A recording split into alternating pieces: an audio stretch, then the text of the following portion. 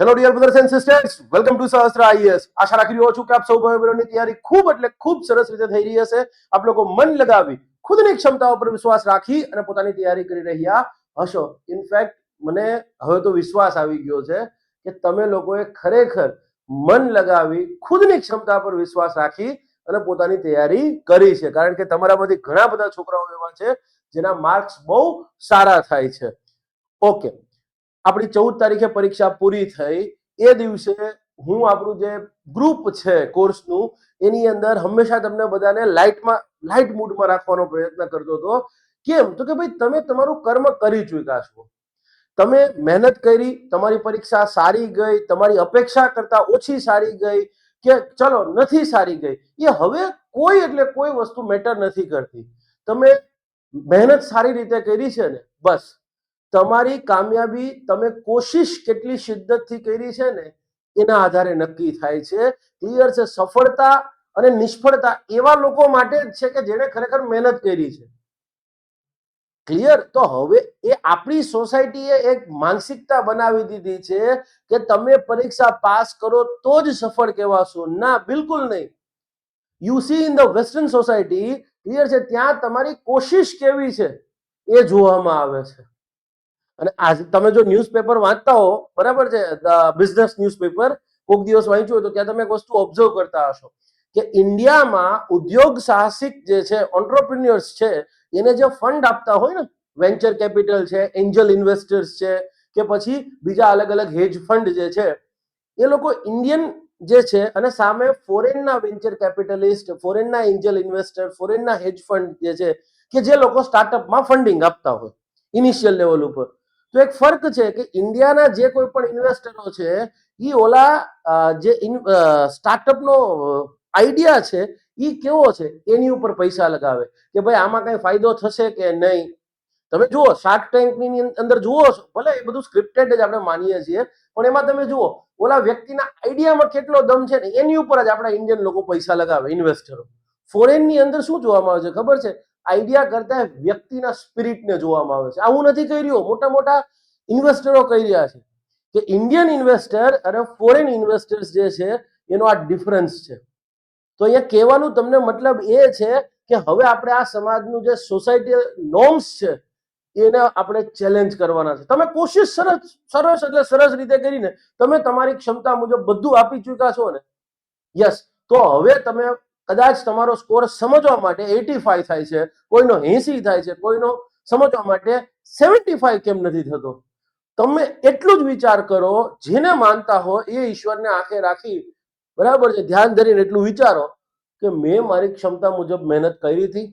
હા, જો તમને અંદરથી જવાબ હા આવતો હોય ને તો તમારે દુનિયામાં કોઈને પૂછવાની જરૂર નથી. ક્લિયર? આવી પરિસ્થિતિ, જો તમે મહેનત કરી છે છતાંય તમારું પેપર નથી એમ બરાબર લોકોના જેટલા માર્ક્સ કદાચ નથી થતા, તો એક વસ્તુ યાદ રાખજો, કુદરતે આના કરતા કંઈક મોટું તમારા માટે રિઝર્વ રાખ્યું છે. ત્યારે જ તમને અહીંયા જ કહેવાય ને, કુદરતે તમારા માટે રસ્તો આ નક્કી કર્યો છે. તમે ફૂડ સેફ્ટી ઓફિસર આ રસ્તે જઈ રહ્યા છો. હવે કુદરતે તમારી સફળતા અહીંયા લખેલી છે તો શું કરશો? કુદરતે તમને ડેપ્યુટી કલેક્ટર બનાવવા છે તો ચલો યુપીએસસી પાસ કરાવો, સારા ડોક્ટર્સ બનાવવા છે તો હવે તો અહીંયા તમારો કુદરત માર્ગ બંધ કરશે જ કે જેથી તમે બાજુના રસ્તે જાઓ કે જ્યાં તમારી સફળતા નક્કી છે. તમે જુઓ, અહીંયા બી તમને ખ્યાલ આવ્યો હશે કે હું કોને વધારે માર્ક્સ છે એને પ્રાથમિકતા અત્યારે આપતો જ નથી. મારી પ્રાથમિકતા એવા લોકો છે કે જેને ખરેખર મહેનત કરી છે અને કદાચ એને માર્ક્સ નથી થતા અને કદાચ નથી સફળતા મળતી. તમે એક વસ્તુ વિચાર કરો, આપણા જ કોર્સમાં 300-350 છોકરા હતા બધું ભેગું થઈને. હવે વસ્તુ વિચાર કરો, એટલી તો ભરતી નથી. તો હું તમને પહેલા જ દિવસથી કહેતો હતો કે તમે ક્લિયર છે, યસ, બધા તો પાસ થવાના નથી, એ બી સત્ય છે. તો અહીંયા તમારી કોશિશ કેવી છે એ મેટર કરે છે. અને એક વખત તમને ખુદ પર વિશ્વાસ આવી ગયો ને કે ભાઈ ના હું કરી શકીશ, બરાબર છે, પછી સ્કાય ઇઝ ધ લિમિટ. પછી તમારે કોઈને પૂછવાની જરૂર નહીં પડે. ઘણા છોકરાઓ, મને ખુદને આશ્ચર્યચકિત થાય છે, મેં ઘણા બધા એવા લોકોને જોયા કે જેના માર્ક્સ ચલો 80 જ થાય છે, બરાબર છે, મારી પાસે રિટર્ન લેખિતમાં મેસેજ છે વોટ્સએપ ની અંદર કે સર મારા માર્ક્સ 80 જ થાય છે, પણ મને મારી પહેલી જ એક્ઝામ હતી, બરાબર, ડોક્ટર લેવલની વ્યક્તિ છે, પણ કે નહીં સર, મને લડવાનો સ્પિરિટ આવી ગયો છે, મને એટલી તો ખબર પડી ગઈ છે કે હવે હું કંઈક કરી શકીશ. ક્લિયર છે? યસ. તો આ વિડીયોની અંદર આપણે અગેન બરાબર છે મેરિટ કેટલે રહેશે, 90 માર્ક થાય છે, SCBC male, SCBC female, general male female, schedule caste male female, ST male female, EWS male female, આમાં કેટલું આ બધું પ્રેડિક્શન કરવાનું મને નથી આવડતું. બરાબર છે. વાયદા બજાર સ્પેક્યુલેશન જેને કરવું હોય એને કરવા દો. Let him or her do that. એ મારું કામ નથી. ક્લિયર? તમે ક્યારે કોઈ જોયું છે દિલ્હીના સારા લેવલના ફેકલ્ટી હોય બરાબર છે, એ લોકો આવી બધી વસ્તુઓ યુપીએસસી માં પ્રેડિક્શન કરતા ફરે? કારણ કે એને ખબર છે કે એની પાસે કન્ટેન્ટ છે, છોકરાઓ કન્ટેન્ટ વાળા છે, એની પાસે આવવાના છે.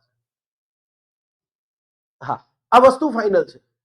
અને મને એ બધું ફાવતું નથી. મારી પાસે કન્ટેન્ટ છે, એ મેં સાબિત કરી દીધું. મેં પહેલા જ દિવસે મારી યુટ્યુબ નો હજી વિડીયો છે મેં હટાવ્યો નથી, તમે જોશો. 90 માંથી 85 માર્ક્સ નો હું તમને ટાર્ગેટ આપી રહ્યો છું. 86 માર્ક્સ નું થયું છે.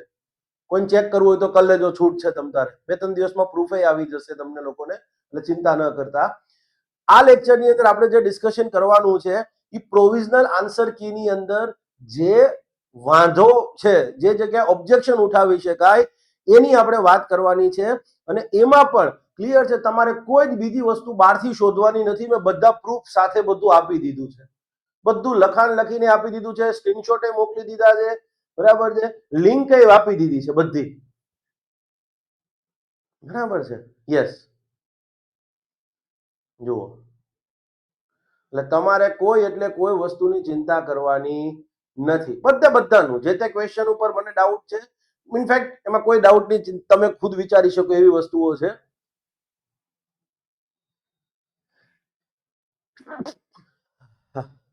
સોરી, પેલા તો એસી ને ધીમું કરવું પડશે ભાઈ, આપણે કઈ બહુ એસી વાળા વ્યક્તિ છીએ નહીં. સોરી ગાઈઝ, બરાબર છે. ઓકે, પણ આ ડિસ્કશન આગળ વધારીએ એ પહેલા હું તમને કેટલીક વસ્તુઓ તમારા ધ્યાન પર લાવવા માંગુ છું.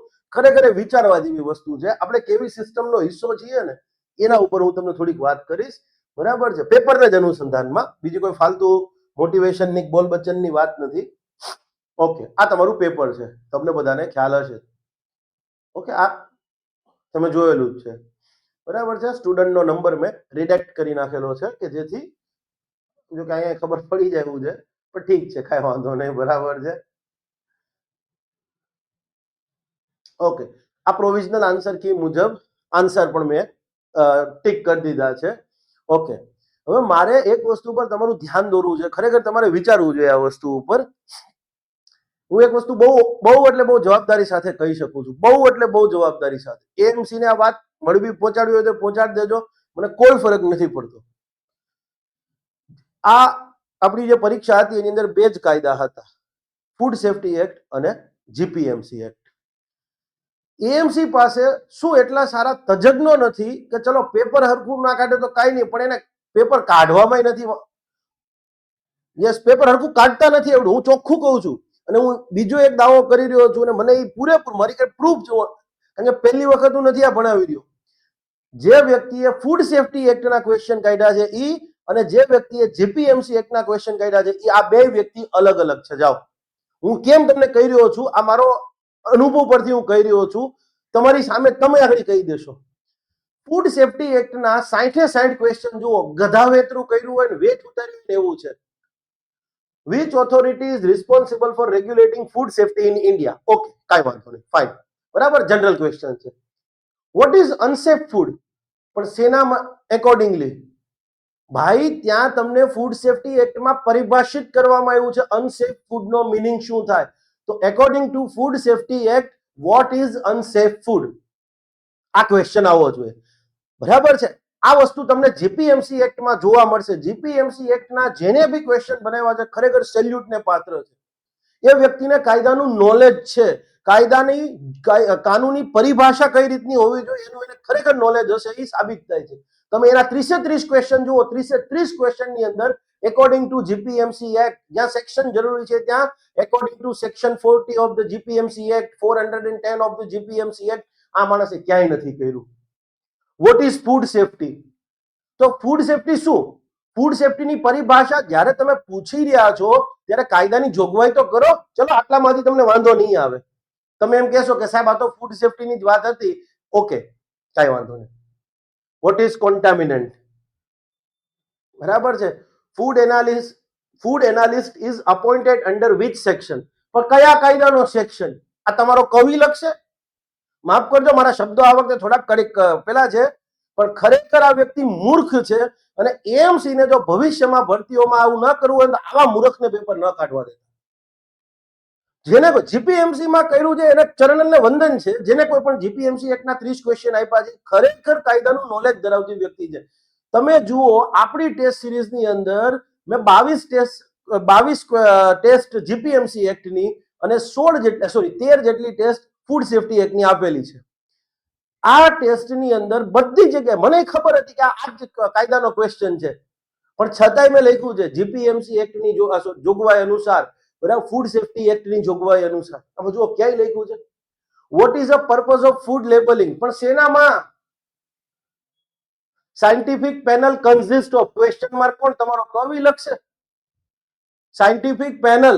હવે સાયન્ટિફિક પેનલ તો અલગ અલગ બધી જગ્યાએ જોગવાઈ હોય, ખાલી આ એક કાયદામાં થોડી હોય જોગવાઈ. ચલો સાયન્ટિફિક પેનલમાં તો હજી આ એક કાયદામાં જ આવી જોગવાઈ છે. હું તમને બીજું બતાવું છું. આઉટ ઓફ ઓકે, ચલો આ ક્વેશ્ચન સારો પ્રોપર કહી શકાય. ક્વેશ્ચન માર્ક નથી, તમે જુઓ.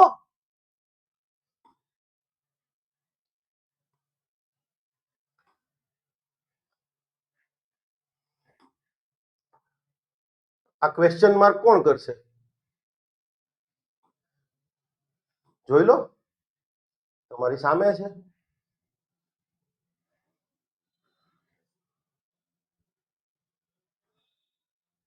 Okay.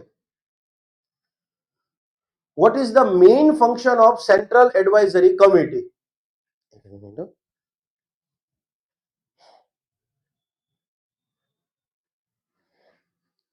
What is the main function of Central Advisory Committee? પણ કોની સેન્ટ્રલ એડવાઇઝરી કમિટી? બીજો એક કાયદો છે એનસીસી એક્ટ, જે એનસીસી આપણે જોઈએ છે ને સ્કૂલમાં આવતું હતું, એ નેશનલ કેડેટ કોર્પ્સ, એમાં સેન્ટ્રલ એડવાઇઝરી કમિટીની જોગવાઈ છે. તો સાહેબ ક્યાં લખ્યું છે ભાઈ?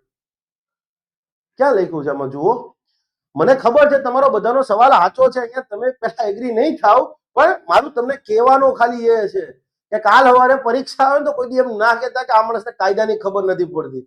બરાબર છે, માટે હું આ તમને કહી રહ્યો છું. Okay. When scientific uncertainty persists but there is a possibility of harmful health effect, what action can be taken? બરાબર છે. What action can be taken according to the Food Safety Act? આ બધામાં એ ફૂડ સેફ્ટી એક્ટ લખવાનું ભૂલી ગયા છે. કદાચ એમના બાપા લખવા આવવાના હોય એમ.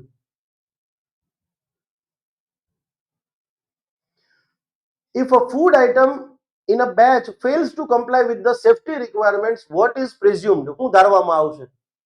પણ કેના અંતર્ગત? તમે મનમાં ધારી લેવો. ઈ બધા ક્વેશ્ચનોમાં હજી જોજો હો. Which of the following is not covered under the act? કયા એક્ટ હેઠળ ભાઈ? કયા એક્ટ હેઠળ? તમે જીપીએમસી ના 30 ક્વેશ્ચન જુઓ, 30 ક્વેશ્ચનમાં તમને જોવા મળશે.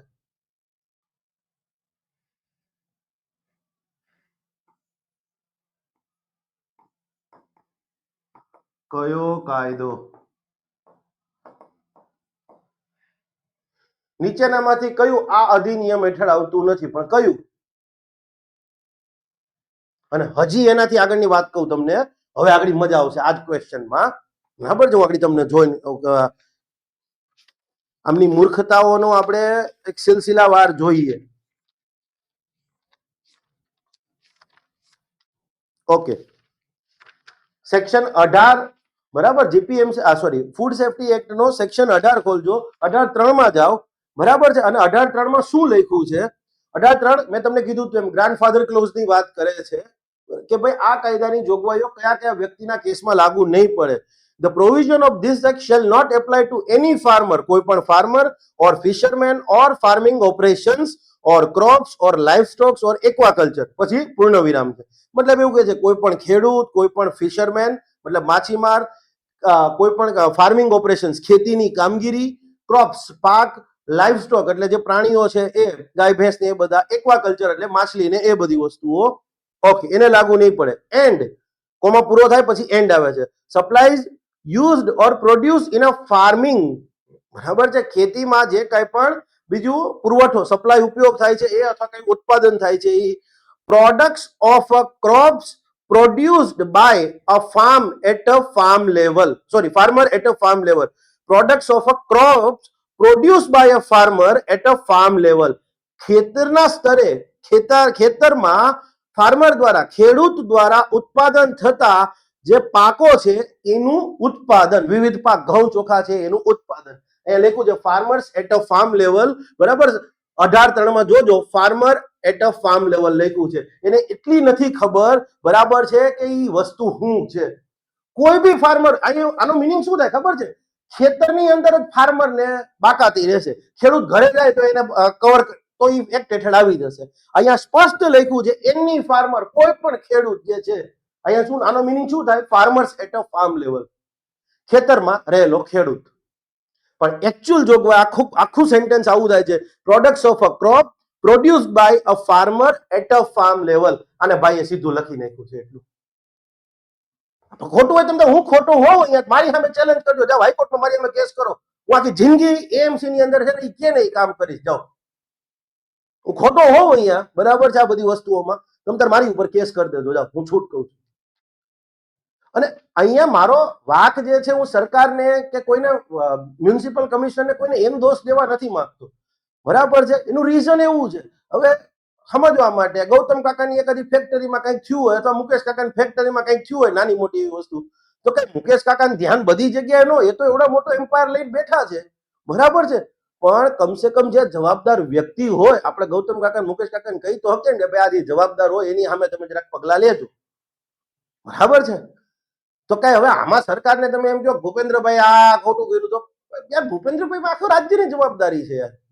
એટલે હું અહીંયા કોઈ સરકારને કે કોઈ પણ કહેવાનો મતલબ એ છે કે તમે જે જવાબદાર અધિકારી છે, ચલો અહીંયા તો ઠીક છે, પણ બીજી પરીક્ષામાં ન થાય એનું તો જોજો. અને આવા વ્યક્તિ જો કોર્પોરેશનમાં હોય તો ફૂડ સેફ્ટીનું થઈ રહ્યું કલ્યાણ, લઈ લ્યો ભાઈ. હા, કલ્યાણ થઈ ગયું ને ખેડૂત ફૂડ સેફ્ટીનું, બરાબર છે. તમારી સામે છે, આ કાયદાની બુક છે, બરાબર છે. આ પબ્લિકેશન ઓફિશિયલ પબ્લિકેશન છે, બરાબર છે. કોમર્શિયલ લો પબ્લિશર્સ, ભારતના પ્રતિષ્ઠિત એવા પબ્લિશર્સ છે કે જે કાયદાની બુકોમાં પબ્લિશ કરતા હોય એવા.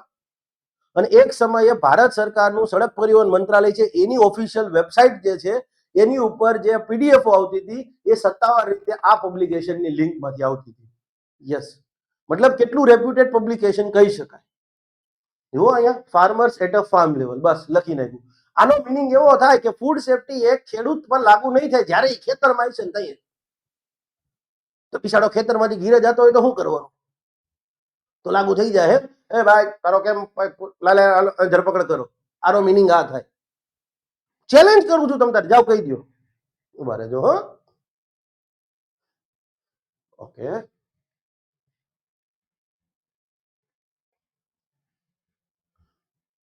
which type of advertisement is prohibited under the act? કયા એક્ટ ની વાત તો કરો.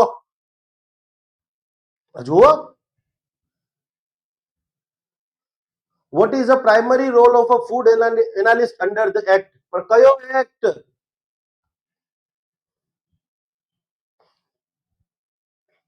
which of the following correctly defines genetically engineered or genetically modified food?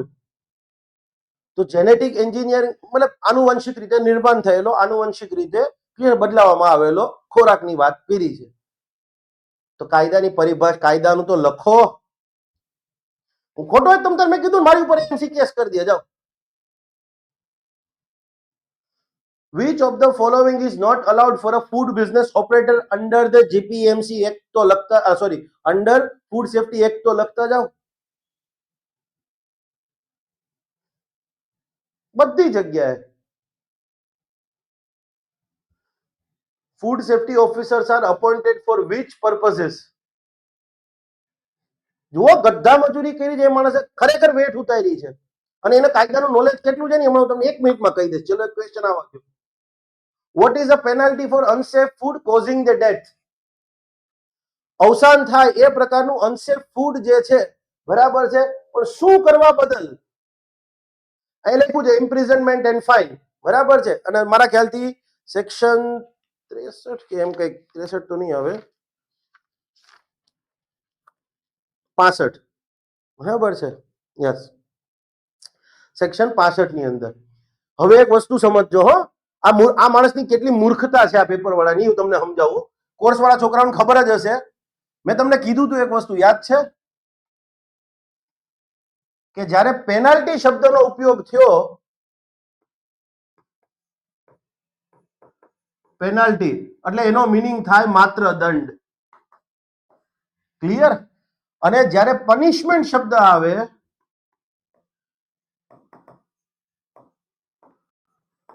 તો એનો અર્થ શું થાય?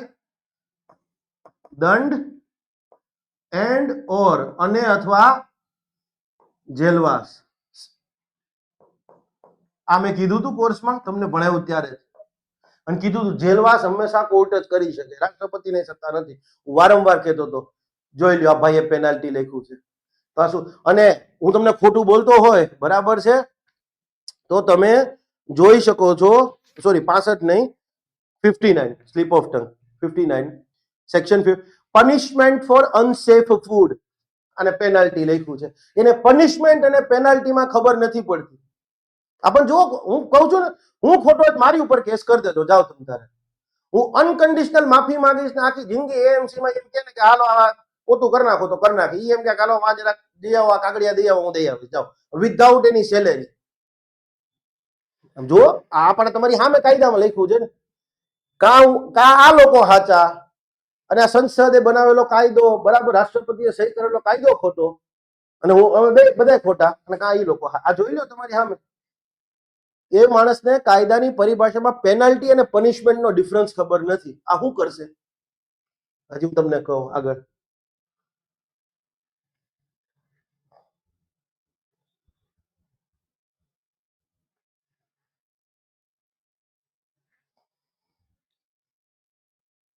બધી જગ્યાએ આ વસ્તુ કોમન જ છે. જુઓ અહીંયા લખ્યું પાછું, which of the following is not a valid defense under the due diligence in the food safety act? એ પાછું ફૂડ સેફ્ટી એક્ટ, આખું નામ નહીં, food safety and standard act. કાયદામાં કેવું લખ્યું છે કે આ કાયદો, કાયદાનું સત્તાવાર નામ તમને આપ્યું જ છે સેક્શન 1 ની અંદર, બરાબર, સેક્શન 1 સબસેક્શન 1 ની અંદર. યસ, કે આ કાયદો આ નામથી ઓળખાશે. The act may be called Food Safety and Standards Act 2006. Who appoints food safety officer? Question mark કોણ કરશે અહીંયા? હવે તમને એમ થાય કે સાહેબ તમે આવી નાની નાની ભૂલ, તો તમે છોકરાઓ આગળ ભાષાના પેપરમાં શું કામ એને અહીંયા ભૂલ કાઢો છો ભાઈ? માર્ક શું કામ એને ખોટો કરો છો? What is a penalty for selling adulterant? બરાબર, આ બરાબર છે, બરાબર છે, ઓકે. પણ ક્યાં, કયા કાયદા હેઠળ? ઈ તો લખો, કાયદો કયો? પેનાલ્ટીની વાત કરી છે તો કાયદા અંતર્ગત જોગવાઈ હોય ને. તમને એમ થતું હશે કે સાહેબ એ તો આમાં કાયદો કીધો જ છે ને, ફૂડ સેફ્ટી એક્ટ ની જ વાત કરી છે ને, એમ ન ચાલે. જીપીએમસી એક્ટ ના ક્વેશ્ચન જુઓ તમે, ખ્યાલ આવી જશે. ઓકે, આ ક્વેશ્ચનમાં ભૂલ છે, હમણાં થોડી વાર એને ડિસ્કસ કરીએ છીએ. હેઝાર્ડ રેફર્સ ટુ, ક્વેશ્ચન માર્ક એ નહીં, પણ શેમાં હેઝાર્ડ? તમારી જાણ ખાતર, બરાબર છે, હેઝાર્ડની પરિભાષા છે, બરાબર છે, એ તમને બીજા કાયદા અંતર્ગત જે હું ભણાવી ચૂક્યો છું, એન્વાયરમેન્ટ પ્રોટેક્શન એક્ટમાં એ વસ્તુ આવે છે, એની હેઠળના નિયમોમાં હેઝાર્ડનો ઉલ્લેખ આવે છે. યસ, તો હેઝાર્ડનો મીનિંગ કોઈ પણ હોય છે. અહીંયા જુઓ તમે, food authority is question mark શું? ફૂડ ઓપરેટર મસ્ટ એન્શ્યોર, પણ શું, કયા કાયદા અંતર્ગત? when food recall is required, when is food recall required? પણ કેમાં? એ તો જુઓ, બરાબર. which authorities are responsible for the enforcement of the food safety and standards act? અહીંયા આખું નામ એક લખ્યું છે, એ 2006 તો લખવાનું ભૂલી જ ગયા છે. બરાબર. ઓકે, આ ક્વેશ્ચનમાં ભૂલ છે, હું હમણાં બતાવું છું. આ મને કાયદો કેટલો આવડે છે ને ઈ દેખાડવા હું નથી પ્રદર્શન કરતો, આ તમને કહી રહ્યો છું.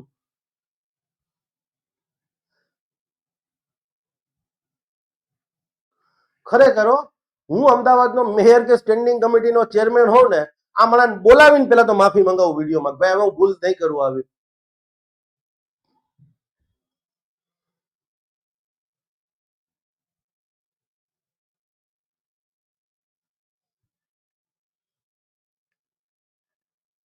બધામાં આ જ થવાનું છે, પણ આ તો હું તમને ખાલી કહી રહ્યો છું કે એકાદો નોટેબલ વસ્તુ આવશે ને હમણાં આવશે.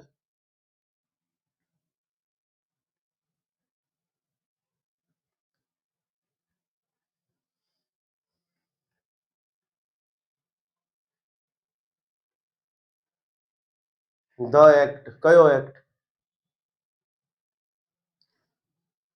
તમારી જાણ ખાતર ઓફેન્સ બાય કંપનીઝ એવી એવો એક સેક્શન છે 66માં ફૂડ સેફ્ટી એક્ટમાં.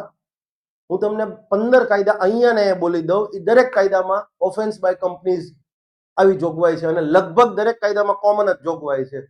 પેલી મેનેજરની સેક્રેટરીની જે આપણે વાત કરી છે એ જ. કાયદાનું નોલેજ ના હોય ને એવા માણસે આ પેપર કાઢ્યું છે, હું 121% કહી શકું એમ છું.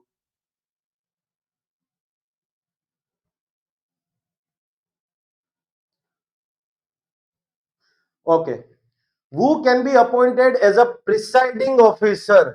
હવે એક વસ્તુ વિચાર કરો, કાયદાનો તો ઉલ્લેખ નથી અને પ્રિસાઇડિંગ ઓફિસર તમને ખબર છે ચૂંટણીમાં આવે, તો this food B a misleading. જોઈ લો, એ કદાચ હવે ઢાંક પીછડો કરવા માટે એમ કહી શકે કે ભાઈ એમાં તો બે જ કાયદા હતા ને. બરાબર છે.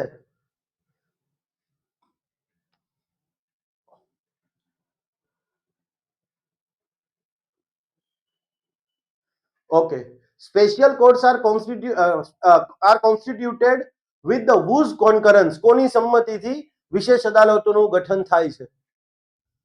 વિશેષ અદાલતો પણ કઈ? મહિલાઓ અને બાળકો માટેની. તો લખવું પડે કે under food safety act special courts are constituted, બરાબર, after whose concurrence is required to constitute special court under food safety and standards act. જોઈ લો, સ્પેશિયલ, તમે ચેક કરો, સ્પેશિયલ કોર્ટ્સ ઘણા બધા કાયદા અંતર્ગત ગઠિત થઈ છે. હું ક્યાં ખોટું બોલું છું? તમે ખુદ ચેક કરી શકશો.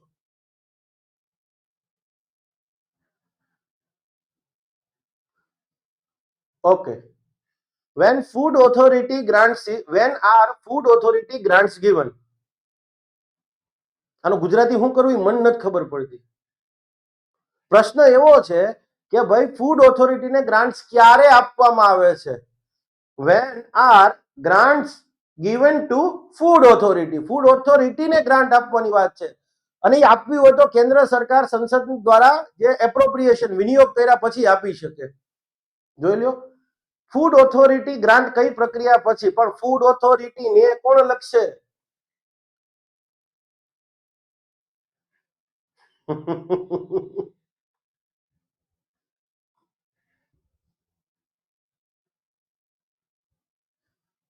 Which of the following must be presented before each house of the parliament under this act? પણ this act નો મીનિંગ શું? આ પરીક્ષા છે એમાં તો બે કાયદા છે, તો this act નો મીનિંગ શું ભાઈ? હા, તો તમે this act લખ્યું, what does that mean? આનો મીનિંગ શું ખબર છે? તમને કહું એનો મીનિંગ શું થાય આગળ.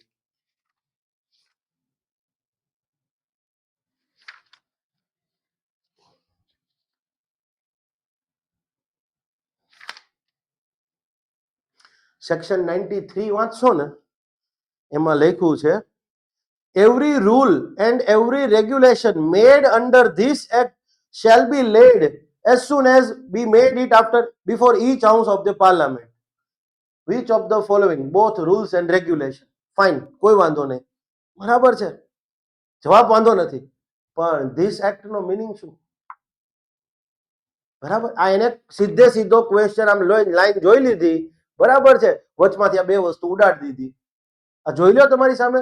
અને મેં જીપીએસસી દ્વારા લેવાતી અલગ અલગ 1 2 3 4 5 6 7 અલગ જીપીએસસી દ્વારા લેવાતી ક્લાસ 1-2 લેવલની 7 અલગ અલગ પરીક્ષામાં કાયદો ભણાવ્યો છે, અલગ અલગ સેક્ટરની એક્ઝામ છે, એમાં કોઈ જગ્યાએ આવી મૂર્ખતા જોવા નથી મળી મને હજી. બરાબર છે, ન્યાય એના પોતાના કંઈક ઇસ્યુ હશે, પણ આટલી હદ સુધી મૂર્ખતા નથી જોવા મળતી ત્યાં. આમાં આવી છે. ઓકે, હવે તમે જુઓ, અને આ મેં કીધું એમ જીપીએમસી એકના 30 ક્વેશ્ચન જોઈ લો. બહુ એટલે બહુ બધા લાંબા લાંબા બન્યા હશે. કેમ જુઓ તમે, 2-3 લાઈનના ક્વેશ્ચન બનશે. શું કામ એને બધામાં લખ્યું છે according under the provisions of GPMC act. પછી લખ્યું ને અહીંયા ક્વેશ્ચન કરતા ભૂલી ગયા છે. ચલો, એ તો ગ્રામરની એરર હોઈ શકે, પણ પ્રોપર એને ફોર્મેટિંગ કર્યું છે. જુઓ, બરાબર, આ કદાચ એરરમાં હોઈ શકે, એમાં કોઈ જ પેલું નહીં. ક્વેશ્ચન ટીક કરવામાં હું પોતે ટેસ્ટ સિરીઝ બનાવું છું, સ્ટાફની કદાચ પ્રિન્ટિંગમાં ટાઈપિંગમાં હોઈ શકે, ઇટ ઇઝ ફાઇન. પણ કોઈ જ જગ્યાએ કાનૂની પ્રાવધાનમાં ખોટું નથી એ વસ્તુ. Under the Gujarat provincial municipal corporation act, the term of the chairman of the standing committee shall be, અને એકેયમાં ક્વેશ્ચન માર્ક નથી હો, જોઈ લ્યો પાછા, એકેયમાં નહીં. તો આ પ્રશ્ન પૂછ્યો છે કે શું કર્યું છે ભાઈ? હવે એએમસી ને કહી દઈએ કે મહેરબાની કરીને તમે અંગ્રેજીમાં કોઈના માર્ક આપતા નહીં, કાં તો અંગ્રેજી ગુજરાતીનું પેપર લેવાનું બંધ કરો ક્લાસ 3 લેવલ ઉપર. તમારા એક્ઝામિનેશન બોડીના વ્યક્તિને ગ્રામરની નથી ખબર પડતી તો તમે શું કરવાના? બાકી એમાં ક્વેશ્ચન બહુ પ્રોપર કાઢ્યા છે, અને એને કાયદાનું નોલેજ છે એ દેખાઈ આવે છે. જુઓ, આટલા આટલા મોટા ક્વેશ્ચન બને છે, કારણ કે એમને ન થઈ શકે ભાઈ, બિલકુલ ન થઈ શકે. બધી જગ્યાએ જીપીએમસી એક્ટ મતલબ એને લખ્યું છે જીપીએમસી એક્ટ, એટલે બધા ક્વેશ્ચનમાં તમે જોઈ લો જીપીએમસી એક્ટ. બરાબર છે, જીપીએમસી એક્ટ, કારણ કે એ માણસને ખબર છે. અને જેવા આવા ટીક કરેલા છે ને એ મેં ભણાવ્યું નથી. બરાબર છે, 90માંથી 86 ક્વેશ્ચન નીકળ્યા છે. આ મેં નહોતું ભણાવ્યું, મારે ચુકાઈ ગયું હતું ભણાવવા, કારણ કે બહુ મોટો કાયદો છે. મેં અમુક વસ્તુ અવોઇડ જ કરી હતી. બરાબર છે. યસ, આ ક્વેશ્ચન બી નથી રહ્યો આપણામાંથી. બાકી બધાનું પ્રૂફ આપી દઈશ, ડોન્ટ વરી. બાકી એક ક્વેશ્ચન જુઓ તમે, બધામાં જીપીએમસી એક્ટ લખ્યું છે એ માણસે, સલામને પાત્ર છે, કોઈ શંકાને સ્થાન નથી. અને હું બહુ એટલે બહુ સમજૂતી કન્વિક્શન સાથે કહી શકું છું મારી પોતાની સમજૂતીના આધારે કે આ 30 ક્વેશ્ચન જેને બનાવવા છે ખરેખર કાયદાની જાણકાર વ્યક્તિ છે, ઓલો એટલો જ. બરાબર છે, મૂર્ખતાની સીમા વટાવી હોય ને તો આ ક્વેશ્ચનો કાઢવાનો વેળો વ્યક્તિ છે. ક્લિયર? આ તમને ખાલી કેવું હતું. બરાબર છે, અહીંયા કોઈ મારી વ્યક્તિગત પ્રસિદ્ધિની વાત નહોતી ભાઈ. બરાબર છે, એના માટે મારી પાસે બીજા ઘણા રસ્તા છે, પણ તમને ખાલી કેવું હતું કે આ વસ્તુ છે. તમે જે ભવિષ્યમાં જે બોડી સાથે જોડાવા જઈ રહ્યા છો, બરાબર છે. યસ, હા, તો શિદ્દતથી મહેનત કરી છે, કદાચ નથી થયું ને તો કુદરત ઈચ્છે છે કે આવા મૂર્ખ લોકોની જગ્યાએ તમારી જગ્યા નથી. બરાબર છે. યસ, માફ કરજો, પાસ થવાના છે એમનું એવું નથી કહી રહ્યો, પણ હું એટલું કહી રહ્યો છું કે પાસ થવાના તમારા સારા માર્ક્સ છે તો આગળ જીપીએસસી યુપીએસસી ઉપર વિચારજો. હા, ચાલો, હવે 5 ક્વેશ્ચન મને ખોટા લાગ્યા છે અને હું એના ઉપર ડિસ્કશન કરવાનો છું, એના પ્રૂફ પણ તમને આપવાનો છું. મને ખબર છે તમારામાંથી ઘણા બધા લોકોનો આ સવાલ સાચો હશે, પણ આ સવાલ ખોટો છે. એને લખ્યું food authority is temporary body, NGO, tribunal કે કોર્પોરેટ બોડી. હવે જો એ માણસનું કાયદાનું જ્ઞાન કેટલું છે હમણાં 1 મિનિટમાં ખબર પડશે. કોર્પોરેટ બોડી એટલે રિલાયન્સ છે એ કોર્પોરેટ બોડી કહેવાય. બરાબર, અદાણી ગ્રુપ છે, ટાટા ગ્રુપ છે, બિરલા ગ્રુપ છે, બધા કોર્પોરેટ બોડી કહેવાય. યસ, કંપનીની વાત કરી છે. આ કંપની છે. મેં પહેલા જ વખત દિવસમાં લેક્ચરમાં કીધું હતું કે આ સ્ટેચ્યુટરી બોડી છે.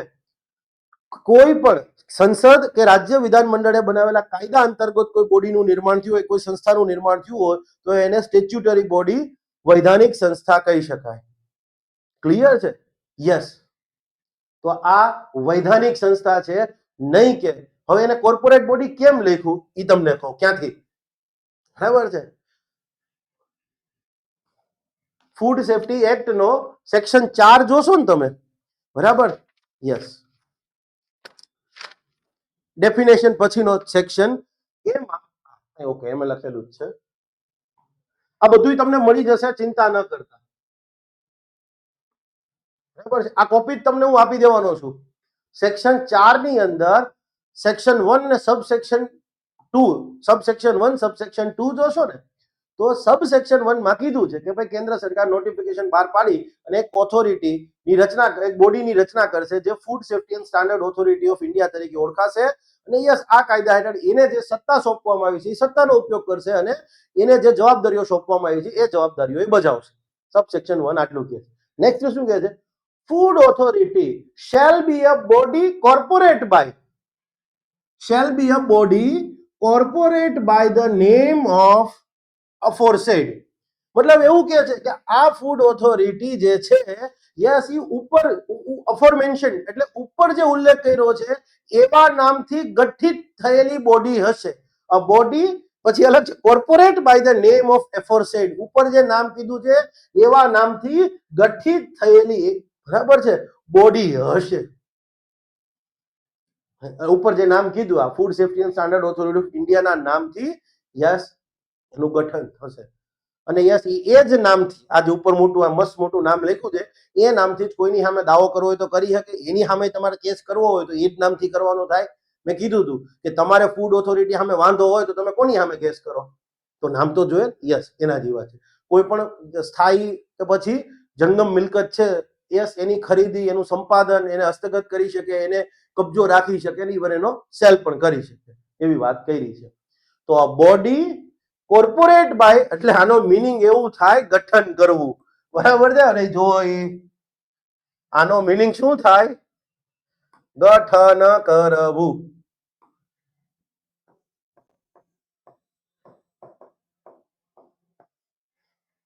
હવે જો આ એવું લખ્યું હોય કે આ કોર્પોરેટ બોડી છે તો આપણો જીપીએમસી એક્ટ જ છે સિલેબસનો, એનું ગુજરાતી એમ લખીને જીપીએમસી એક્ટ ના સેક્શન 5 ની અંદર જાઓ તમે.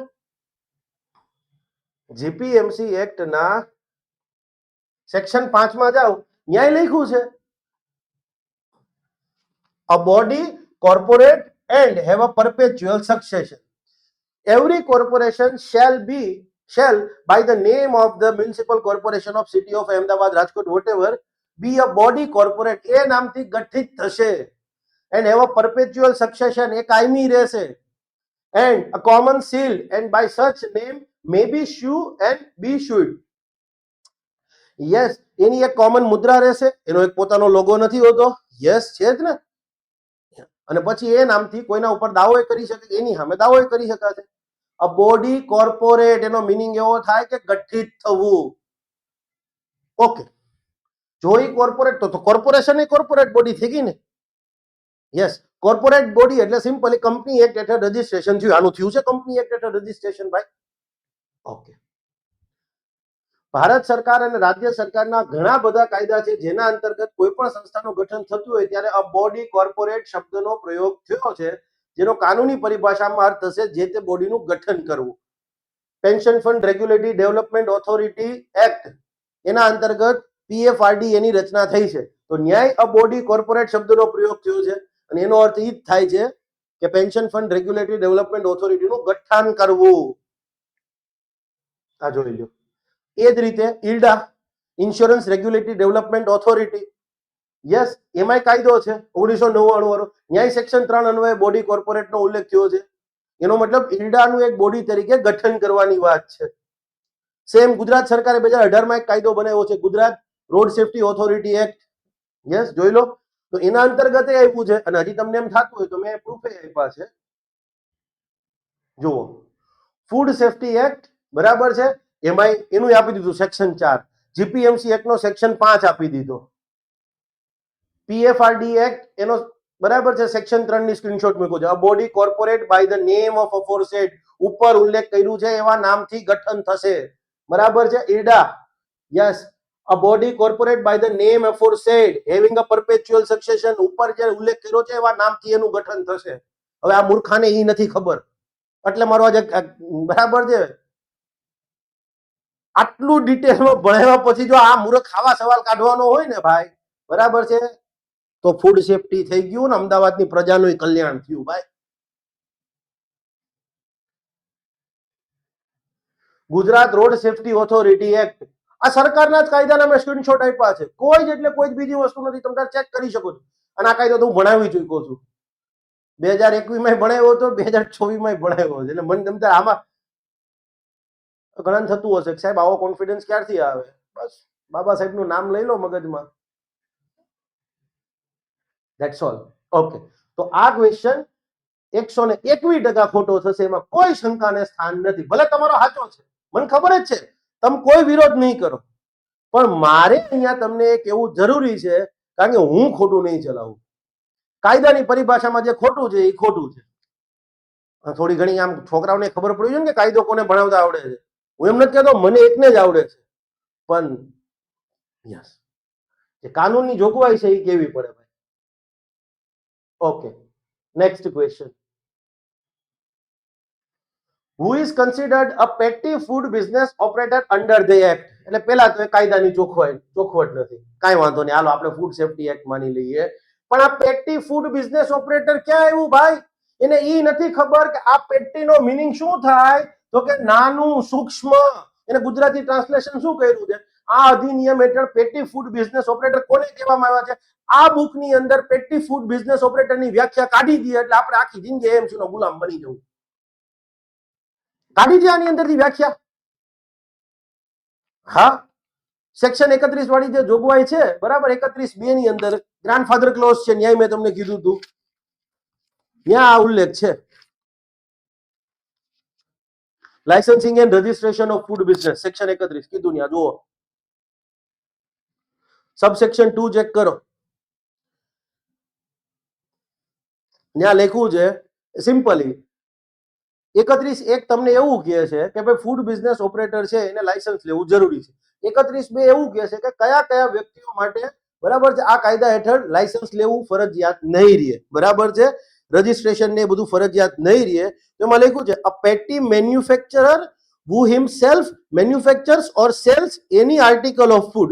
કોઈ પણ ખાદ્ય પદાર્થનું સ્વયં ઉત્પાદન કે વેચાણ કરતો એવો નાનો મેન્યુફેક્ચરર. પેટીનો મીનિંગ થાય સૂક્ષ્મ, નાનું.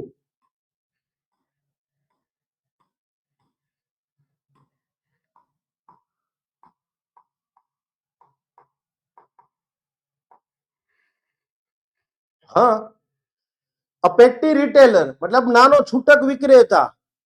હોકર્સ, ઇટિરેન્ટ વેન્ડર મતલબ વિચરતા ફેરિયાઓ નહીં. ટેમ્પરરી સ્ટોલ હોલ્ડર હંગામી ફૂડ સ્ટોલ ધારક. Small scale or cottage or such other industries relating to food business or teeny food business operator. પાછો શબ્દ એમાં ટીની એટલે નાનો.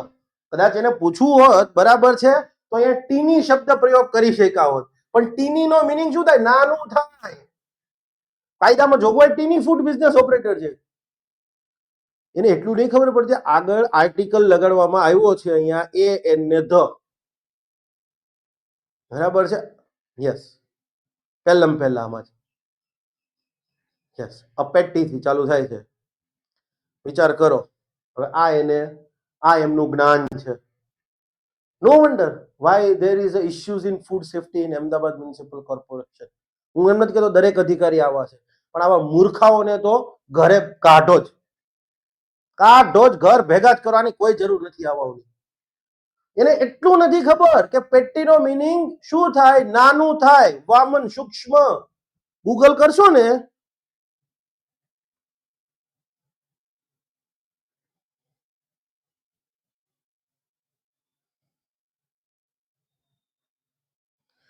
પેટી મીનિંગ નાનું. હવે મને ખબર છે તમારા બધાનો કદાચ એનો જવાબ સાચો હશે, તો અહીંયા ગુજરાત તમે પરીક્ષામાં પહેલા કીધું કે ભાઈ અંગ્રેજી અને ગુજરાતી બે ભાષા આવશે, વાત સાચી? ઓકે, ચલો. તો જે કોઈ છોકરા એવા છે છોકરા એવા ક્લાસમાં, મારા જ ક્લાસમાં ઘણા છોકરા કે જેમને બિચારાઓને અંગ્રેજીમાં એટલી સમજૂતી નથી, બરાબર છે, તો એ ગુજરાતી વાંચશે તો એને તો આ ખબર જ નહીં હોય. કાયદામાં એક પણ જગ્યાએ ડેફિનેશનમાં પેટી બિઝનેસ ઓપરેટર નથી એવું. એને ક્યાંથી ખબર પડવાનું છે ભાઈ? મને ઈ કયો. અને ભૂપેન્દ્રભાઈ આપણા ખુદ બોલેલા હતા કે ભાઈ અંગ્રેજી મીડિયમના છોકરાઓ, વાત સાચી, પણ કે તું ગણિત ને વિજ્ઞાનમાં આવી કે હું તને જોઈ કે પછી બતાવું. આ ભૂપેન્દ્રભાઈના શબ્દ છે. તો ભાષાના આધાર ઉપર આ ગુજરાતી વાળાનો અન્યાય કેનો? કયા બેઝિસ ઉપર?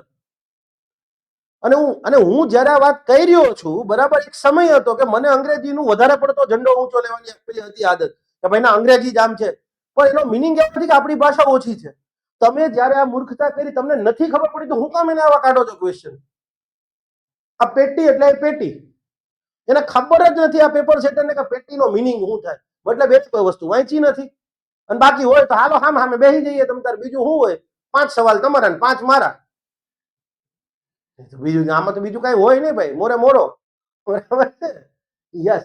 કહેવાનો મિનિંગ છે, અહીંયા હું મારા અહંકારનું કોઈ વાત નથી કે જ્ઞાનનું પ્રદર્શન વિદ્યા વિનયથી જ શોભે, પણ જ્યારે અન્યાય અને ગુજરાતમાં રહીને ગુજરાતી ભાષાનું જ તો માતૃભાષા દિવસને દિવસે છે ને સ્ટેટસ મૂકવાના બંધ કરી દઈએ. ઓલરેડી શાળાઓ તો બંધ થઈ જ રહી છે ગુજરાતી મીડિયમની. યસ.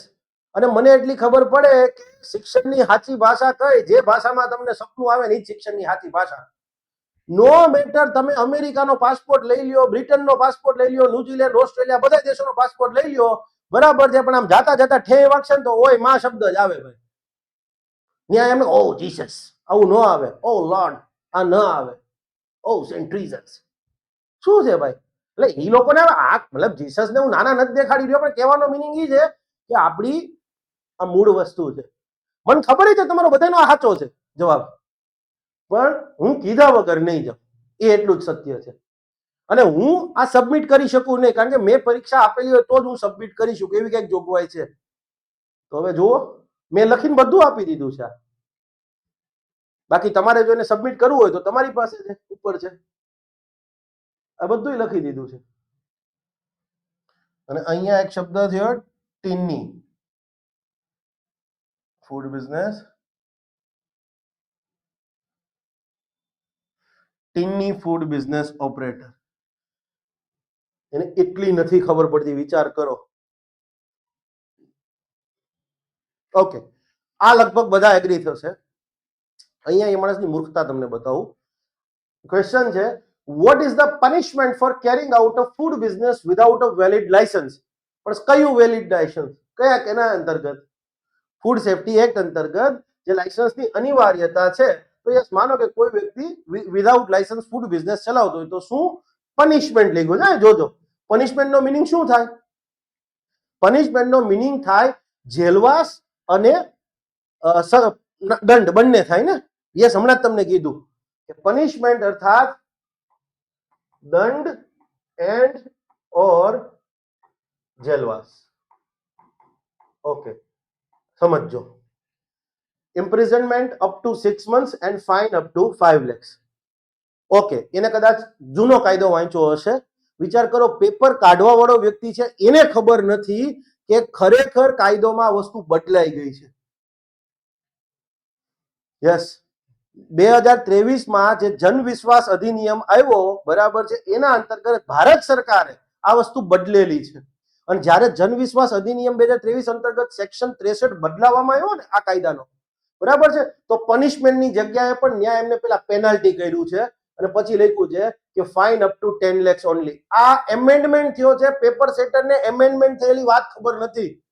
હવે તમે શું કરવાના મને એ કયો આમાં? ઓકે, મેં પ્રૂફ આપી દીધા છે ને, આ તો દીવા જેવું સત્ય છે કે 2023માં જન વિશ્વાસ અમેન્ડમેન્ટ એક્ટ અંતર્ગત ફૂડ સેફ્ટી એક્ટમાં બી ક્લિયર છે, સુધારો કરવામાં આવ્યો હતો, બરાબર છે. અને અગાઉ જે 6 મહિના સુધીનો જેલવાસ અને 5 લાખ રૂપિયા સુધીના દંડની જે જોગવાઈ હતી એને બદલીને ₹10 લાખ સુધીનો દંડ એવી જોગવાઈ કરવામાં આવી છે. પ્રોવિઝનલ આન્સર કીમાં જે ઓપ્શન એ માં જવાબ સાચો આપ્યો છે, ખરેખર એ નથી, ઓપ્શન બી સાચો જવાબ આવશે. ઓકે, મેં બધી વસ્તુની અહીં લખી દીધું છે. ભારત સરકારની વેબસાઇટની લિંક, એના સ્ક્રીનશોટ એ આપી દીધા છે. જો આ જૂનો સેક્શન પનિશમેન્ટ, સમજો આ પનિશમેન્ટ લખ્યું છે. અને બીજું શું છે? સજાની વાત છે. Yes, 6 months with imprisonment for a term which 6 મહિના સુધીનો જેલવાસ અને ₹5 લાખ સુધીનો દંડ. બિફોર જન વિશ્વાસ, બરાબર છે, એમેન્ડમેન્ટ એક્ટ. હવે જુઓ, સેક્શન 63 બદલવામાં આવ્યો, બરાબર, જન વિશ્વાસ એક્ટ અંતર્ગત. એની લિંક મેં આપી દીધી છે, બરાબર. આ એનો સ્ક્રીનશોટ તમે જોઈ શકો છો. મારે થોડું ઝૂમ કરવું પડશે એવું લાગે છે. આ નહીં થાય ઝૂમ. ઓકે, કઈ વાંધો નહીં. ઓકે, જુઓ સેક્શન 63 માં બે બદલાવ થયો છે. અરે યાર, ઝૂમ કેમ થતું હશે?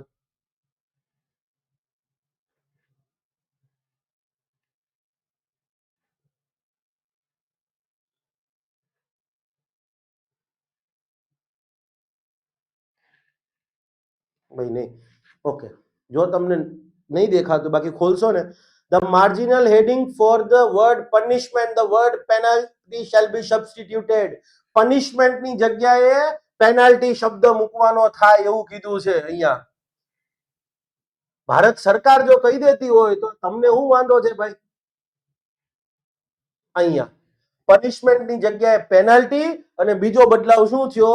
for the word punishable with the imprisonment for a term which may be extended to 6 months and also with the fine which may extend to 5 lakh rupees. એની જગ્યાએ શું લખવું? બરાબર, the word liable to penalty which may be extended to 10 lakh rupees. yes, આની જગ્યાએ 10 લાખ સુધીનો દંડ એવું લખવાનું. હવે એ પેપર સેટરને નથી ખબર કે આ બદલાવ થઈ ગયો છે. ઓકે, જીપીએમસી એક્ટ નો ક્વેશ્ચન છે. કોર્પોરેશનની મુદ્દતની વાત છે અને ટાઈપ એરર સિલેક્ટ કરવામાં થયો, આમાં કોઈ જ વાંધો નથી.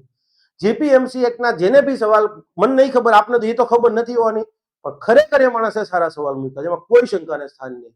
આપણે કેવું પડે, જે એપ્રિશિએબલ પાર્ટ છે એ કેવો પડે, કારણ કે દેખાઈ આવે છે યાર ખરેખર માણસની મહેનત. એટલે મને તો એવું લાગે છે, બરાબર છે, કે આવા વ્યક્તિઓ જે હોય ને સરકારમાં, તો આના કારણે પ્રજાને પણ નુકસાન ન જાય. અને ઓલા જે આવા જે કીધા ને એવા હોય ને તો આ રાજ્યની પ્રજાને ભોગવવાનું જ રહે. બરાબર, જે કોઈ પણ વ્યક્તિ હોય સાહેબ, તમને દિલથી સલામ છે. અને તમારા જેવા વ્યક્તિના કારણે જે સરકારમાં જે કંઈ પણ સારું વસ્તુઓ થઈ રહી છે ને આવા વ્યક્તિના કારણે જ થતી હશે. જેને કોઈએ પણ, કારણ કે તમે જુઓ કાનૂની પ્રાવધાન બહુ સરસ વસ્તુ છે. જે સારું છે એને સારું કહેવામાં ક્યારેય કચાશ નહીં છોડવાની હો ભાઈ. બરાબર ને, આ ટાઈપિંગ એરર માં જ ખોટો પડે. બાકી આટલો બેઝિક સવાલ બધાને ખબર છે, કોર્પોરેશનની મુદત 5 વર્ષની હોય, આવો સવાલ ખોટો ના આવે. એટલે આ એરર છે એમ, બાકી કઈ નથી. અને એનું પણ મેં તમને પ્રૂફ બુક ને બધું આપી દીધું છે. ઓકે, આ question, food safety and standards act 2006 was enacted in which year? કયા? ઓકે, હવે અહીંયા કીધું છે શું? enacted. enacted નો મીનિંગ શું થાય? અધિનિયમિત. અધિનિયમિત કરવું, ઘડવું. 2006 માં આવ્યો હતો. અહીંયા શું પૂછ્યું છે ગુજરાતીમાં translation? Food safety and standard act કયા વર્ષે અમલમાં આવ્યો હતો? અમલ દરિયાફ્ત ક્યારે થયો હતો? હવે અમલમાં આવ્યો. ઓકે, અમલમાં આવ્યો નો મીનિંગ શું થાય? એન્ફોર્સ્ડ. enforced in which year? came into effect. આ બધા અલગ અલગ શબ્દ છે, બાકી કોઈ પેલું નથી.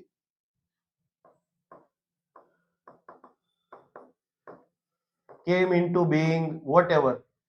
enforced, implemented.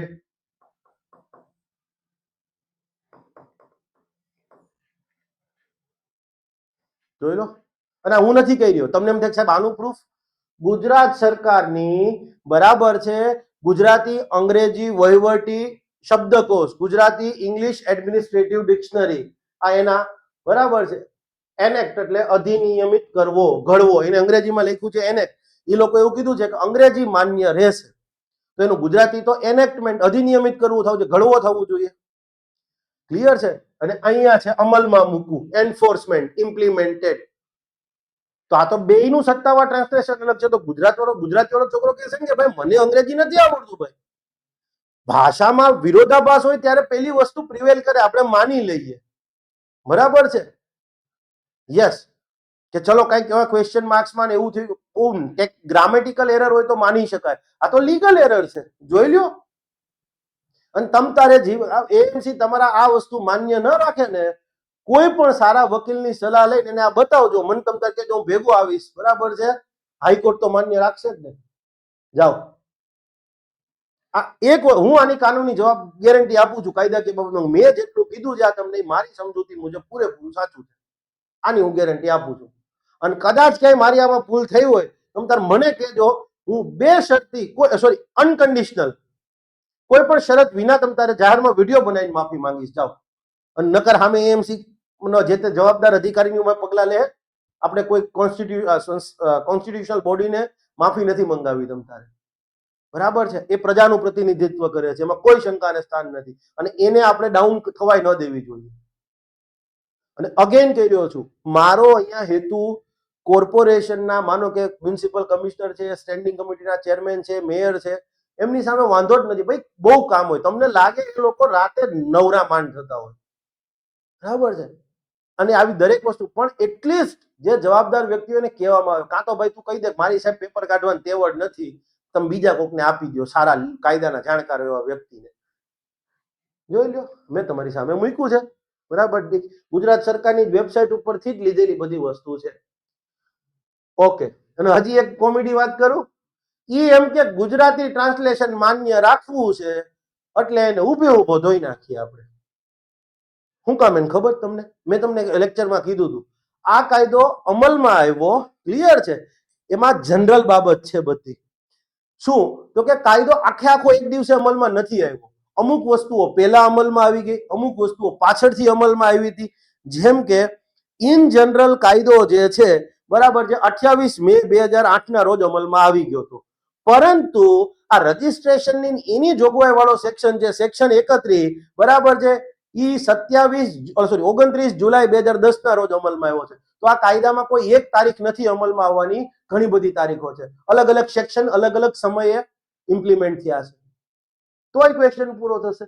એટલે જે તમારે, તમે 2006 લખ્યું હોય, જવાબ તમારે જે કરવો હોય, આઈ એમ પરફેક્ટલી ઓકે વિથ ધેટ, બરાબર છે? યસ. એટલે મેં મારી રીતે તમને કાયદાનું બધું કહી દીધું કે ભાઈ આ કાયદાની પ્રાવધાન છે ને આ બધી જોગવાઈઓ છે. અહીંયા હું આ વાતને પૂરી કરું છું. મને એમ લાગતું હતું કે કલાકમાં થઈ જાય તો સારું, કારણ કે પછી એક બાર આપણે ધોવા બેહીએ પછી નક્કી ના થાય કોને સાબુ પાણી વગરના ધોઈ નાખે. આ જોઈ લો તમારી સામે છે, બરાબર. આ 5 સવાલ છે. એ સિવાયનો એક સવાલ હતો કે એઓ સમક્ષ થતી કાર્યવાહી જે છે એ, બરાબર, અગેન જવાબદારી સાથે કાયદામાં જે ઉલ્લેખ છે કે એને જ્યુડિશિયલ પ્રોસિડિંગ્સ કહેવામાં આવશે, બરાબર છે, પણ એ જ્યુડિશિયલ પ્રોસિડિંગ્સ બે કાયદાની જોગવાઈ અંતર્ગત જે તે સેક્શન પૂરતી સીમિત છે. બાકી એઓની કામગીરી ક્વાઝી જ્યુડિશિયલ જ કહેવાય. તમે ગૂગલ કરી લેશો તો પણ આવશે. એડજ્યુડિકેશન ઇઝ ધ પ્રોસેસ. તો કેવી પ્રોસેસ છે, બરાબર? ક્વાઝી જ્યુડિશિયલ પ્રોસેસ જ થાય. પણ હવે ઠીક છે, એમાં કોઈ લાંબુ નથી પડવું. એમાં જ્યુડિશિયલ પ્રોસિડિંગ્સ એમને જવાબ આપ્યો છે, બાકી ક્વાઝી જ્યુડિશિયલ જ આવે. કાયદામાં ઉલ્લેખ છે કે all the proceedings before him, મતલબ adjudicating officer, section 68 subsection 3 shall deemed to be a judicial proceedings within the meaning of section 193 and 228 of the Indian Penal Code. તો અહીંયા આઈપીસી ના સેક્શન 193, કલમ 193 અને કલમ 228 ની જોગવાઈ અંતર્ગત જ એને જ્યુડિશિયલ પ્રોસિડિંગ્સ ગણવી. બીજી બધી જે ઈ દંડ લેવાની કામગીરી કરે છે એમાં એને જ્યુડિશિયલ પ્રોસિડિંગ્સ થોડી ગણી શકાય. જ્યુડિશિયલ પ્રોસિડિંગ્સ માત્ર જજ જે દ્વારા થતી કાર્યવાહીઓ એને જ કહેવામાં આવે. ઇવન તમારી ટ્રિબ્યુનલ છે એના દ્વારા થતી કાર્યવાહીને ક્વાઝી જ્યુડિશિયલ કહેવામાં આવે છે. હવે એકલું ઊંધેથી વિચારો, એક જ વસ્તુ, ટ્રિબ્યુનલ દ્વારા, ટ્રિબ્યુનલ પોતે ક્વાઝી જ્યુડિશિયલ બોડી છે, બરાબર છે, અર્ધન્યાયિક સંસ્થા. તો ફૂડ સેફ્ટી એપીલેટ ટ્રિબ્યુનલ છે અર્ધન્યાયિક સંસ્થા થાય, તો એની નીચેની જે ઓથોરિટી થાય એ ન્યાયિક ઓથોરિટી કઈ રીતે કહેવાય? મને ઈ કયો. કોર્ટનો ચુકાદો કોઈ ટ્રિબ્યુનલમાં તમે પડકારી શકો ન જ થાય. કોર્ટ ઓફ લો નો ચુકાદો તમે ઉપરની કોર્ટમાં જ પડકારી શકો, પણ ટ્રિબ્યુનલ છે એના ચુકાદાને પાછો તમે કોર્ટમાં પડકારી શકો, કારણ કે ટ્રિબ્યુનલ અર્ધન્યાયિક સંસ્થા છે. કોર્ટ તો ન્યાયિક સંસ્થા થઈ ગઈ, જ્યુડિશિયલ બોડી થઈ ગઈ. તો એમાંય પણ હવે મેં કીધું છોડ, હવે નહીં કેવું કાંઈ, બરાબર છે? હા. અને આમાં મેં જે કીધું એમાં તમ તારું બધી બાબતોમાં બંધાયેલો જાઓ. ખોટો હોવ તો મને કહેજો તમ તારે. મારી કાયદાની સમજૂતી છે એમાં પણ થોડુંક મારું જ્ઞાનવર્ધન થશે, હું માફી એ માંગીશ તમ તારું ખોટો હશે. આ મારે તમને કહેવાનું હતું.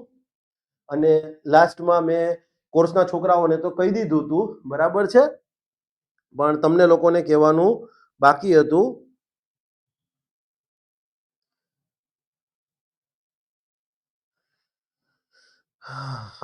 અલ્લાહ. ઘણા એમ કે સાહેબ તમે અલ્લાહને કેમ યાદ કર્યા?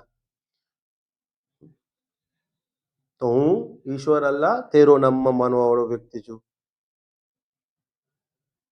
સબકો સન્મતિ દે ભગવાન, આ એએમસી વાળાને ખાસ.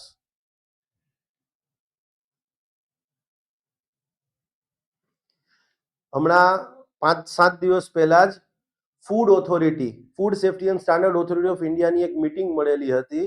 બરાબર છે. સેન્ટ્રલ એડવાઇઝરી કમિટીની 50મી બેઠક મળી હતી ચંડીગઢમાં. અને ત્યાં જે નિર્ણયો લેવાયા એમાંનો એક નિર્ણય એવો હતો કે દેશમાં ફૂડ સેફ્ટીની જે વ્યવસ્થા છે, ખાદ્ય સલામતીની વ્યવસ્થા છે, ખાદ્ય સલામતીની જે જોગવાઈઓ છે એનો કડક અંશે અમલવારી કરાવવી, ફૂડ સેફ્ટીને લાઇટલી ન લેવી, આવો નિર્ણય લેવામાં આવ્યો છે. આ ઓફિશિયલ રેકોર્ડ છે, બરાબર છે, હું ટેલિગ્રામમાં શેર કરી દઈશ. અને હવે ફૂડ સેફ્ટીની જે રિજીમ છે, ફૂડ સેફ્ટીની વ્યવસ્થા છે, એને રોબસ્ટ કરવી હોય, વધુ મજબૂત બનાવવી હોય તો એના માટે ફૂડ સેફ્ટી ઓફિસર્સ પણ જોઈએ. તો એ મિટિંગમાં એક વસ્તુ બીજી પણ ધ્યાન આવી કે ઘણા ખરા રાજ્યોમાં ફૂડ સેફ્ટી ઓફિસર્સ છે એની જગ્યાઓ બહુ બધી ખાલી પડી છે. તો ફૂડ ઓથોરિટીના જે સીઈઓ છે, ચીફ એક્ઝિક્યુટિવ ઓફિસર, મુખ્ય કારોબારી અધિકારી, એમને સત્તાવારપણે ઓફિશિયલી દેશના તમામ રાજ્યોને અને સંઘ પ્રદેશોને કીધું છે કે ભાઈ ઓવરઓલ દેશમાં આપણે ફૂડ સેફ્ટીની વ્યવસ્થાને સઘન કરવી હોય તો યસ, ફૂડ સેફ્ટી ઓફિસરો અનિવાર્ય છે. તમારે ત્યાં તમારા રાજ્યમાં કે તમારા સંઘ પ્રદેશમાં ફૂડ સેફ્ટી ઓફિસર્સની જે જગ્યાઓ ખાલી પડી છે એને ભરવાનું ચાલુ કરો. બસ આ એમને કીધું છે. ઓડિશામાં તો બરાબર છે, ફૂડ સેફ્ટી ઓફિસર્સની ઓડિશા પબ્લિક સર્વિસ કમિશન દ્વારા ભરતી બહાર પડી ગઈ છે, પણ એમાં ઓરિસ્સા લેંગ્વેજ પેલી હોવી જોઈએ, ઓડિયા લેંગ્વેજ આવડતી હોવી જોઈએ એવી જોગવાઈ છે. બરાબર, બાકી તો તમે લોકો ત્યાંય ભરી શકત, એમાં કંઈ ખોટું નથી. અને ફૂડ સેફ્ટીની વાત આવે ત્યારે મને કહેજો, તમ તારે રાજસ્થાન, મધ્યપ્રદેશ આ બધી જગ્યાએ તમે ભરી શકો. બરાબર છે, એમાં કોઈ જ ખોટું નથી. બિહારવાળા છોકરાઓને બધા હિન્દીવાળા ભરે જ છે. તો એ બધી જગ્યાએ હવે વેકેન્સીઓ આવે તો જોજો સિલેબસ કયા પ્રકારનો છે, એક્ટ એન્ડ રૂલ હોય ટેકનિકલ બાબત, તો આપણે કંઈક એમાં આગળ વધીશું. જીપીએસસી દ્વારા હવે આવશે થોડા ટાઈમમાં. કારણ કે તમે સમજો, કેન્દ્ર સરકારે સૂચના આપી છે અને કેન્દ્ર સરકારે સૂચના આપી. હવે તમને એમ થાય કે સાહેબ કેન્દ્ર સરકાર તો સૂચના આપે, તો બંધારણમાં એક જોગવાઈ છે કે કેન્દ્રએ આપેલી કારોબારી સૂચનાનું બરાબર રાજ્ય અનુપાલન કરવામાં નિષ્ફળ જાય, if a state fails to comply with the executive direction, બરાબર છે, given by the union or centre, રાજ્ય નિષ્ફળ જાય તો શું થાય? તો સીધી 356 થઈ શકે, રાષ્ટ્રપતિ શાસન લાગી શકે. એટલે કોઈ રાજ્ય બરાબર કેન્દ્રની કારોબારી સૂચનાનું અમલવારી કરવાની ના ન પાડે. એટલે હવે લગભગ બધા રાજ્યોમાં ફૂડ સેફ્ટી ઓફિસર્સની પરીક્ષા આવશે. તમે ખૂબ સારી મહેનત કરી છે, બરાબર છે, આ મહેનતને એડે ન જવા દેતા. જો તમારો ફૂડ સેફ્ટી ઓફિસર બનવાનો જ ગોલ હોય તો ક્લિયર છે. હા, અને ગુજરાતમાં મને એના એંધાણ જોવા મળી રહ્યા છે.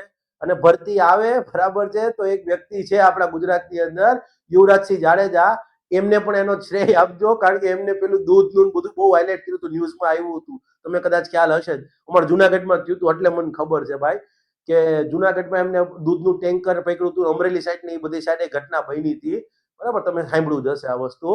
તો હવે સરકાર, અને ત્યાં એમને કીધું કે ભાઈ જે તે અધિકારી એક તો હતા નહીં, હતા તો એમની પાસે ટેસ્ટિંગ કીટ નહોતી. તો રાજનીતિમાં રીડ બિટવીન ધ લાઇન્સ નામની પણ એક વસ્તુ આવે. કોઈક વસ્તુ લખી ન હોય પણ તમને ઘટના સામે બની ને એના આધારે ખબર પડી જવી જોઈએ. તો એક તરફ રાજ્યમાં ફૂડ સેફ્ટીની પાયમાલ સ્થિતિ છે, યસ, અધિકારીઓ છે અથવા નથી, ઓકે, ટેસ્ટિંગ કીટ નથી. કેન્દ્ર સરકારે ખુદે કીધું છે કે ભાઈ હવે મજબૂત કરવું પડશે. તો હવે શું થશે? રિક્રુટમેન્ટ આવશે. એમનેમ તો કઈ કોઈ ભરતી નહીં કરે. હા, યસ, રાજકીય પક્ષના કાર્યકરને થોડું એમ કહેવાય કે ભાજપના, કોંગ્રેસના કાર્યકરને, આપના કાર્યકરને હાલો ભાઈ તમે ફૂડ સેફ્ટી ઓફિસર, એ તો ભરતી જ થાય ને. યસ, તો તૈયારી રાખજો, તૈયારી જે છે એને ટકાવી રાખજો, મેન્ટેન ધીસ. બસ હું એટલું જ કહી રહ્યો છું. આશા છે કે તમને વાત ક્લિયર થઈ ગઈ હશે. આમાંથી કેટલા તમારે સબમિટ કરવા અને કેટલા ન સબમિટ કરવા એ તમારી મરજી છે. ક્લિયર છે? યસ, આનું હું તમને બધાને આની પીડીએફ ઉપલબ્ધ કરાવી દઈશ, તમારે કોપી પેસ્ટ કરી મૂકી જ દેવાની છે. બરાબર છે?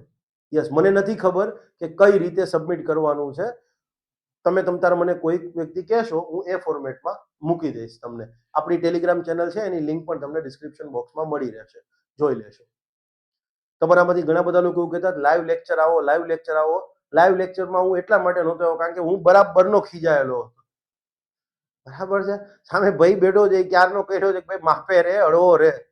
બરાબર છે, કારણ કે હદ થઈ ગઈ યાર. આટલું સરસ, મતલબ છોકરાઓ આટલી સારી મહેનત કરે છે, તમે આ રીતે કરશો? હવે હવે આ સહન નથી થતું. બરાબર છે. અને હવે આ વસ્તુ ફેરફાર થવી જોઈએ. યુવાનો જ બદલાવ લાવશે. ક્રાંતિ યુવાનો જ લાવે. અને એ કેવા યુવાનો? સામાન્ય માણસના દીકરા હોય ને, સામાન્ય માણસના દીકરા દીકરી, એવા જ લોકો ક્રાંતિ લાવે. બાકી એસીમાં બહુ બેહવા વાળા હોય, બરાબર છે, જેને સેન્સેક્સ ઉપર જાય અથવા નિફ્ટી ઉપર જાય તો દેશનો અર્થશાસ્ત્ર પ્રગતિ કરે છે, ઈ ડાઉન જાય તો અર્થશાસ્ત્ર પ્રગતિ નથી કરતું. બરાબર છે. એવી સમજૂતી વાળા માટે આ નથી. એવા લોકો કાંઈ ક્રાંતિ ન લાવી શકે. એ માઇકાંગલા કહેવાય બધા. બરાબર છે. Thank you. જય હિન્દ. જય જય ગરવી ગુજરાત. મારો દેશ, મારી પહેચાન, મારું રાજ્ય, મારું સ્વાભિમાન. અને કદાચ મારાથી કોઈ વધારે બોલાઈ ગયું હોય તો હું કહું છું, માફ કરજો. પણ આ બાબતની માફી નહીં, વિદ્યાર્થીઓ માટે છે, બાકી આ કાનૂની પ્રાવધાનમાં તો નહીં. ચલો, જય હિન્દ.